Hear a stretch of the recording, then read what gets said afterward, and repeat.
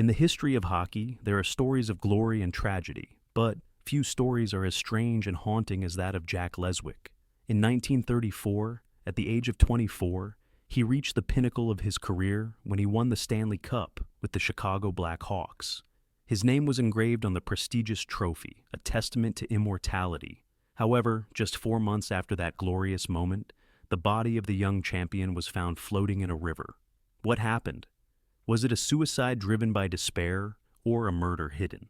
Nearly a century has passed, and Jack Leswick's death remains one of the greatest and most tragic mysteries in sports. Today, we will revisit this cold case and tell the story of the champion who disappeared. To truly comprehend the brief, brilliant life and the profoundly mysterious death of Jack Leswick, we must first step back in time, into the world that forged him. This was not just a different era, it was a different state of mind, a world gripped by a collective trauma so vast it would be given its own name, the Great Depression. This was not merely a backdrop for his story, it was a central character, a relentless force that shaped the dreams, the fears, and the ultimate fate of an entire generation. Imagine the year is 1934. The giddy, champagne-soaked optimism of the Roaring Twenties is a distant, mocking memory. The stock market crash of 1929 did not just trigger a recession, it shattered the very foundations of the North American economy and psyche. In the United States and Canada, the industrial engines seized. Factories fell silent, banks shuttered their doors, taking the life savings of ordinary people with them. The unemployment rate skyrocketed, not just to a number on a chart, but to a daily, visible reality of men standing on street corners, their faces etched with a mixture of boredom and quiet desperation. On the Canadian prairies, where Jack Leswick grew up, this economic catastrophe was compounded by a biblical-scale environmental disaster. A decade of relentless drought, combined with poor farming practices, turned the once fertile heartland into a barren wasteland. This was the era of the Dust Bowl. The topsoil, no longer anchored by the roots of prairie grasses, simply turned to dust and blew away. Locals would speak of black blizzards, terrifying dust storms that blotted out the sun for days, burying homes, suffocating livestock, and choking the very hope from the people. For a young man coming of age in this world, the future was a closed door. The traditional paths, taking over the family farm, getting a steady job in the city, had vanished. It was an era of mass migration, of men and boys riding the rails, hopping freight trains in a nomadic, often futile, search for any kind of work. It was the era of the breadline, a grim daily ritual that became a symbol of the nation's broken promise. The psychological toll was immense. This was a world where hope was a luxury, and survival was a full-time job. In such a world, professional sports became something more than mere entertainment. They were a vital, necessary escape, a few precious hours where one could forget the gnawing anxieties of daily life and invest their emotions in a clear-cut drama of heroes and villains, of victory and defeat. And for a talented working-class boy, sports represented one of the very few legitimate paths to a better life. To become a professional hockey player was not just a dream of glory. It was a dream of a steady paycheck, of 3 square meals a day, of escaping the dust and the despair. It was a lottery ticket out of a bleak and unforgiving reality. While the prairies were suffocating, the city of Chicago, the city that would provide Jack Leswick with his fleeting moment of fame, was a beast of a different nature. Chicago, in the early 1930s, was a city in transition, emerging from the haze of one of its most notorious eras. The reign of gangster Al Capone had made the city an international symbol of organized crime, bootleg liquor, and spectacular violence. By 1934, Prohibition was over and Capone was in federal prison, but the machinery of the mob had not disappeared. It had simply diversified into new rackets, including, crucially, illegal gambling on sports. It was a tough, cynical, and brutally unsentimental city, a place where fortunes could be made and lives could be lost with shocking speed. It was in this volatile environment that the Chicago Blackhawks existed. The team was the personal project of its founder and owner, Major Frederick McLaughlin, a millionaire coffee magnate and a decorated veteran of the First World War. McLaughlin was a patriot. He named the team after the 86th Black Hawk Division in which he had served, but he was also a famous eccentric. He was a hands-on owner to a fault, known for his bizarre personnel decisions and his habit of firing coaches on a whim.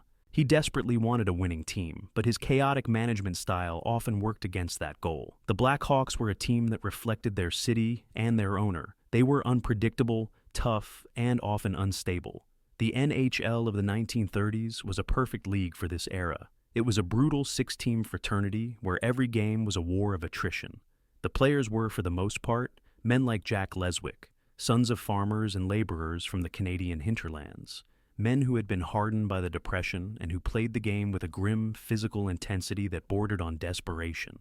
This was the world Jack Leswick was about to enter, a high-stakes, high-impact collision of prairie grit and big-city cynicism. Before he was a Black Hawk, he was a product of Winnipeg. In the grand mythology of hockey, Winnipeg holds a sacred place. It is a hockey factory, a city that has, for over a century, produced a staggering number of elite players. The reason is simple: the geography and the climate.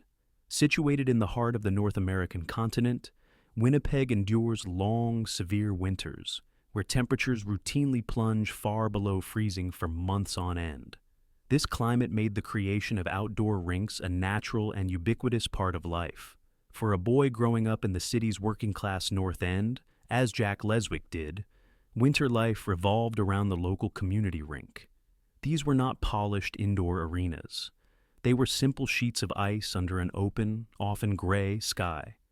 They were the social and athletic heart of the neighborhood, the place where a boy's mettle was tested in endless anarchic games of shinny that could last until fingers and toes were numb with cold.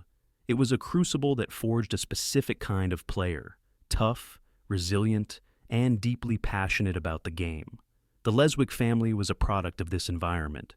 The three brothers, Jack, Tony, and Pete, were all gifted athletes, a well-known local hockey dynasty.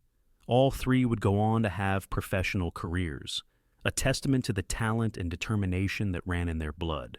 But it was Jack, the quiet, steady defenseman, who would be the first to reach the sport's highest peak, carrying the hopes of his family and his city with him. Jack Leswick's path to the NHL was not a swift one. It was a long, arduous apprenticeship served in the unforgiving world of senior amateur and minor professional hockey. Before the modern era of junior hockey drafts, this was the primary training ground for aspiring professionals. He became a star defenseman for the Saskatoon Wesleys and Saskatoon Sheiks. His style of play was a reflection of his personality, quiet, efficient, and fundamentally reliable. In an era where defensemen were often lumbering brutes, he was a smart, positionally sound player who relied on anticipation rather than raw physicality. He was not a flashy offensive player. His art was in the subtle, often unnoticed aspects of defense, breaking up a play with a well-timed poke check, clearing the puck from danger with a smart, simple pass, absorbing a body check to protect his goaltender. He was the kind of player that coaches love and fans often overlook. His solid play earned him a professional contract with the Chicago Blackhawks organization in 1932. Like most prospects, he was first assigned to the minor leagues, spending the 1932 to 1933 season with the St. Paul Saints of the American Hockey Association. It was a crucial year of adjustment, a full season spent adapting to the grueling travel, the nightly physical punishment, and the relentless pace of the professional game. He proved he belonged. The following season, he would get his chance to skate on the biggest stage in the sport. In the autumn of 1933, Jack Leswick achieved his lifelong dream. At the age of 23, he cracked the roster of the Chicago Blackhawks. His role on the team was modest. He was the seventh defenseman, a depth player on a squad that was built around one of the greatest goaltenders of the era, the team's captain, Charlie Gardner. To understand the 1934 Blackhawks, one must first understand Charlie Gardner. The Scottish-born Gardner was the team's heart and soul. He was a brilliant acrobatic goaltender and a beloved leader, but he played the entire 1933-34 season, battling a severe tonsil infection that secretly raged through his body, leaving him racked with fevers and fatigue. His heroic performance that year, playing through immense pain, is the stuff of hockey legend. The team in front of Gardner was a collection of grinders and role players. The star forward was the high-scoring Paul Thompson. The hero of the overtime winner would be a diminutive forward named Mush March. Jack Leswick's job was to be a dependable spare part in this defensive machine. He played in 12 regular season games, filling in for injured players, providing solid, unspectacular minutes when called upon by his fiery coach, Tommy Gorman. He was a rookie, paying his dues, learning his craft, and contributing in a small but meaningful way to a team that was about to embark on one of the most improbable championship runs in NHL history. The 1933 to 1934 Chicago Blackhawks were nobody's idea of a champion. They were a team of lunch-pail laborers who finished the regular season with a thoroughly mediocre record. Their defining characteristic was their offensive anemia. They scored the fewest goals of any team in the entire league.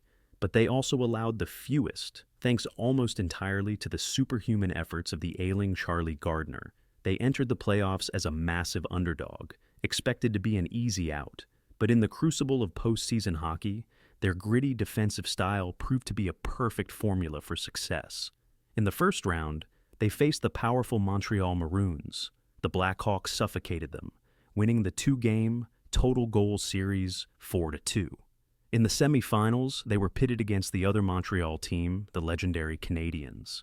In what was considered a colossal upset, the Blackhawks' stingy defense completely neutralized the Canadiens' high-powered offense, winning the series and earning an unlikely berth in the Stanley Cup Finals. Their opponent was the Detroit Red Wings, a talented team led by future Hall of Famers, and the heavy favorite to win the championship.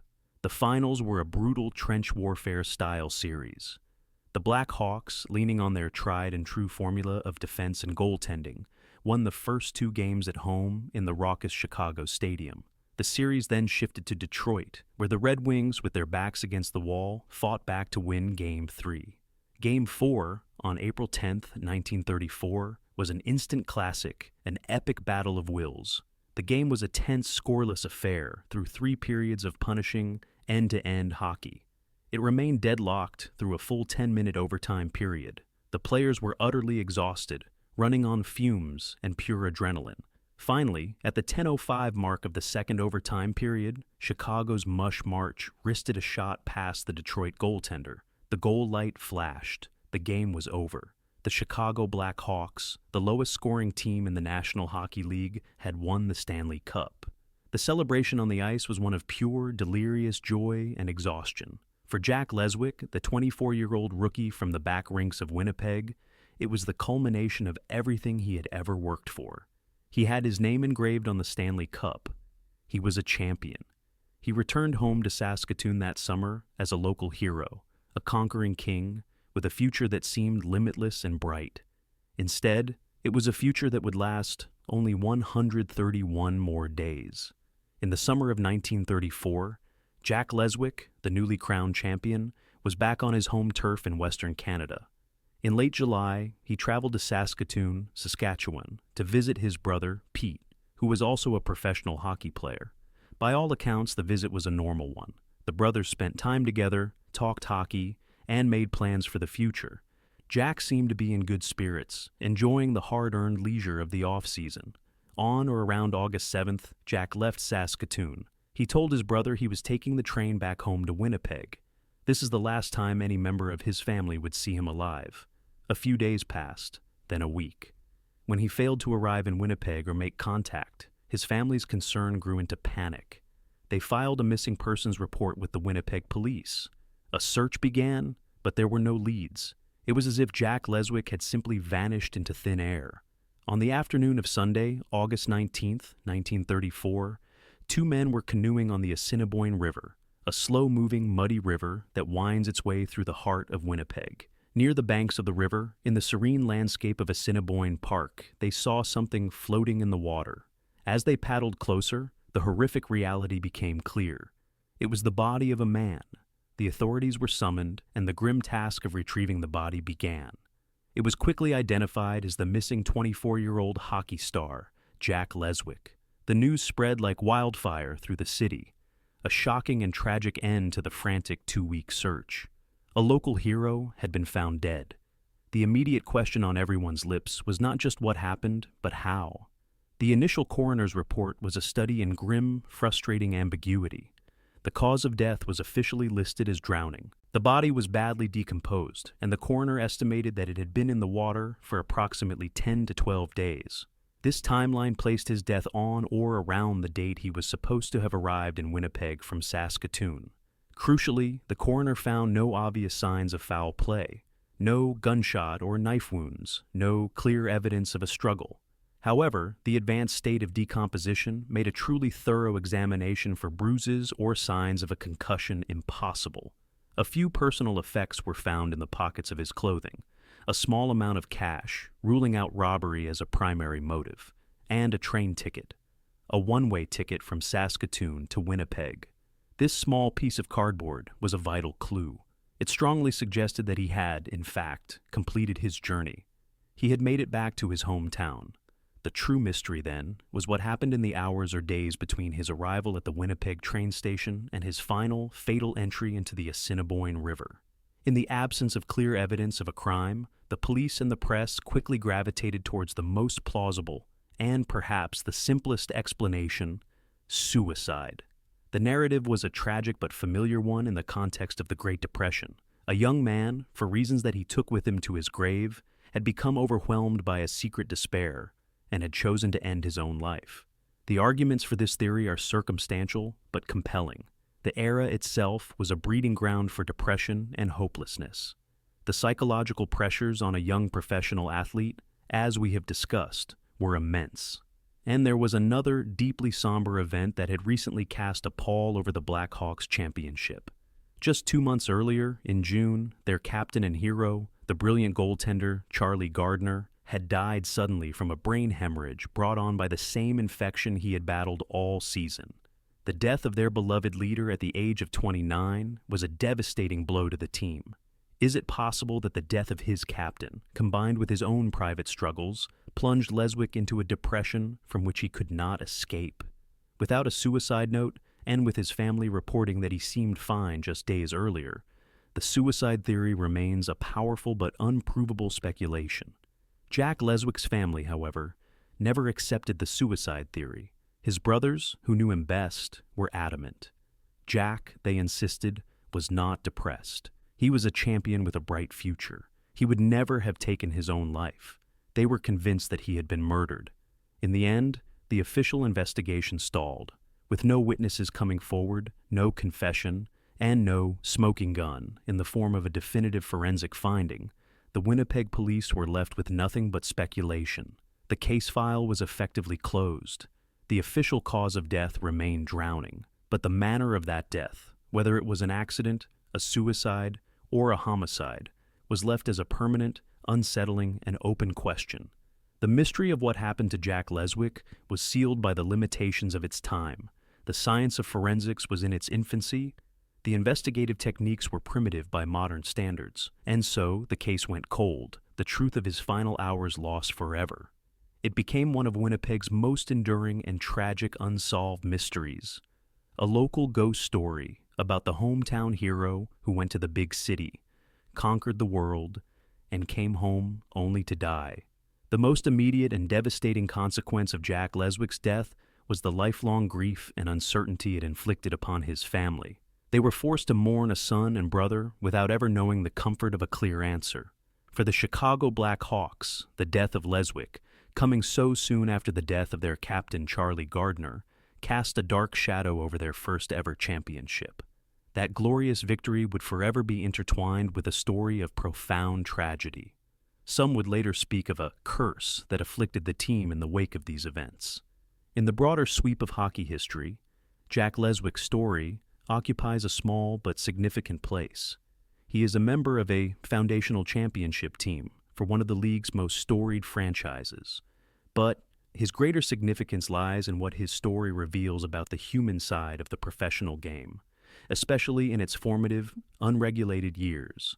His death is a stark and somber reminder of the immense, often invisible pressures that these young athletes were under. In an era with no mental health resources, no players' union to protect their interests, and no social safety net, These men were often left to navigate a world of intense physical and psychological demands entirely on their own.